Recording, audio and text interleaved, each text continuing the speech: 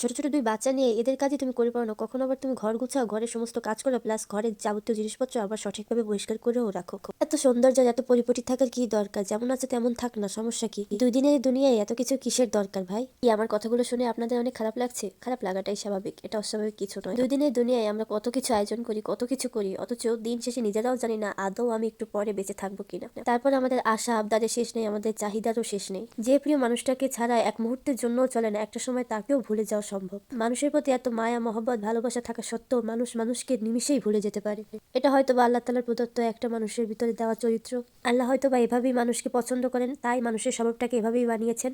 তো সেটা যেভাবেই হোক না কেন, আল্লাহ তাআলা হচ্ছে পবিত্র মানুষ এবং তিনি পাক পবিত্রতাকে পছন্দ করেন। তাই আমাদের সকলের উচিত আমরা যেখানেই থাকি না কেন সেই পরিবেশটাকে যথাসাধ্য নিজের মতো করে চেষ্টা করা এবং পাক পবিত্রভাবে থাকা। যে ঘরে পাক পবিত্রতা নেই, অর্থাৎ গন্ধ আসে বা পরিষ্কার পরিচ্ছন্নতার অভাব রয়েছে, যেখানে নোংরা পরিবেশ, সেখানে কিন্তু ফেরেশতারাও আসে না। আর যে ঘরে ফেরেশতা ঢোকে না, সে ঘরে নামাজ পড়েন বা যে কোনো ইবাদতই করেন না কেন, তা কিন্তু অবশ্যই কবুল হবে না। তাই আপনার সামর্থ্য অনুযায়ী যতটুকু পারেন নিজের ঘরটাকে অল্পের মাধ্যমে সুন্দর করে রাখার চেষ্টা করুন। এর জন্য যে আহামরি কিছু প্রয়োজন এমনটা কিন্তু না, শুধু আপনার যদি ইচ্ছা থাকে তাহলেই সম্ভব।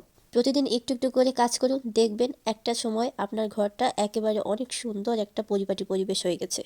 তাছাড়া হচ্ছে সৌন্দর্য হচ্ছে নিজের কাছে, সৌন্দর্য হচ্ছে মনের বিষয়। আপনার মন যদি সুন্দর থাকে তাহলে যে কোনো পরিবেশেই আপনি সেটাকে মানিয়ে নিতে পারবেন। কারো বাসায় বেড়াতে গেলেন হয়তো বা কিছু সময়ের জন্য, দেখলেন সেই বাসাটা এত সুন্দর করে ডেকোরেশন করা, দেখেই আপনার মনে হচ্ছে কেন এত সুন্দর করে সাজানো হয়েছে। হয়তো বা তখন নিজেকে ভীষণ অপরাধী মনে হচ্ছে যে এত সুন্দর করে বাসা ডেকোরেশন করা, আর অথচ আমি কোন জায়গায় থাকি, কোন একটা পরিবেশের মধ্যে থাকি, আমার ঘরটা কেন এত সুন্দর, আমি কেন এত সুন্দর করে সাজাতে পারছি না, তার বাসাটা এত সুন্দর কেন, আমার কেন নাই? এই সমস্ত চিন্তা করতে করতে আপনার মনটা ভীষণ খারাপ হয়ে যাবে। তবে আপনাকে বলছি, আজকে থেকে এই সমস্ত চিন্তা ঝেড়ে ফেলুন। কার কি আছে না না আছে, কার কত বাসা সুন্দর, এসব নিয়ে যত বেশি চিন্তা করবেন তত বেশি মন খারাপ হবে। নিজে যা আছে, যতটুকু আছে ততটুকু নিয়েই আলহামদুলিল্লাহ পড়ুন 101 বার, তবেই আপনি শান্তি পাবেন সবকিছুতে 100তে। আজ এই পর্যন্তই, আল্লাহ হাফেজ।